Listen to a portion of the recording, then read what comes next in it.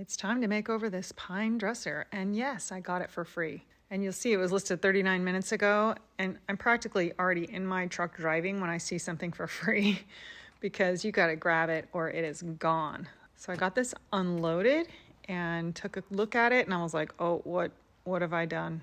Sometimes free isn't always free because you're gonna spend a lot more time on them. I decided to pair this with nightstands. I'm not going to show the whole nightstand refinishing process, but look at the nightstands I chose to go with these. They're going to be a whole other video because they were work all in themselves.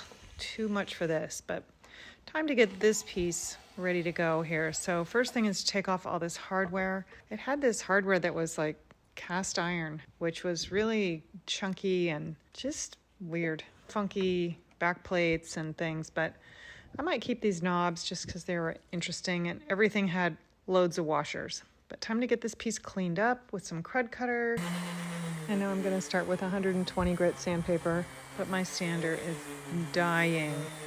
I have had this sander for 3 years, and it's just on its last leg. But I'm going to work with it here. I don't know if you can hear it in this, how it's just going in and out, but anyway, scuff sanding done, and time to number these drawers because they need to go back where they came from, and it is filthy dirty. So the people that had this dresser had just gotten this to flip, and they decided, they looked at it and were like, no, too much work, lots of things broken, tons of dents and dings and gouges, like tons. So they decided to give it to me, and after scuff sanding, I really just scuff sanded because I know I have to pretty much float this whole thing with Bondo. And I wanted to rough the surface up a bit. So again, mixed up some Bondo. I've got a spreader here so I can make this a thin coat. But I'm just going over everything that has dents and dings. And I'm also filling in the hardware holes because I'm changing that. And filling in lots of dents and dings here too on every drawer. What a nightmare, but the sander. Oh dear. But I kind of kicked it around a little bit and got it going, so I'm making some progress. It's like, if it's not working, just kick it a bit, and it worked a little. So I was able to get the Bondo all off, but you can see how much stuff it filled in. This is really like first round, because there was a lot to do here.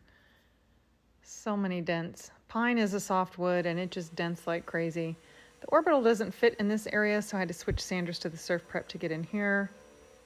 Into the spray tent we go. And time for some primer. Again, this is a soft, porous wood, so it just soaks this stuff up. I'm using Sticks primer. And in between coats, give it a good sanding to smooth it all down. It's pretty rough since it's pine. And then I went and started with paint. So I'm using a beautiful beige color here. And I thought this was going to be my color. I even went in and touched up, in between coats, I go in and touch up everything underneath these drawers since they sit on the outside of the face of the cabinet. And here it's beige. I didn't love it. So I changed it because, while I have it in the tent, I might as well. So I chose Elemental Gray. This is a dark gray from Farmhouse. And it is one of my favorite grays. I know that a lot of people are like, oh no, more gray. But this is like an earthy, warm gray. This is just a great color. It's a little darker in here because I'm in the spray tent and it's got a blue top, so making it darker. But this is a really pretty gray. I love it. And I'm so happy I decided to change colors. Time to get a nice smooth finish on top, letting that sit a bit, and then in between coats again with the touch-ups. And I did another coat of paint, and this is top coat. So I did several coats of top coat as well. Have to drill some new hardware holes. I'm just doing a center knob. Love this screwdriver. And those are my knobs that I had chosen. Now I originally chose these to go with that beige color, so we'll see. But these drawers, they don't look like they're terribly broken, but I don't know if you'll see that drawer was just all over the place. There's only one center rail with this style, and so it's got to be nice and solid. Sure enough, there it is. Just needed to replace that. Here's a look back at where we were. And yes, I changed the hardware one more time. I just felt like it needed to be black. And I'm so happy I did. This dark gray with the black hardware is everything. I hope you can see the potential for a pine dresser here. Thanks for watching. Be sure to follow for more.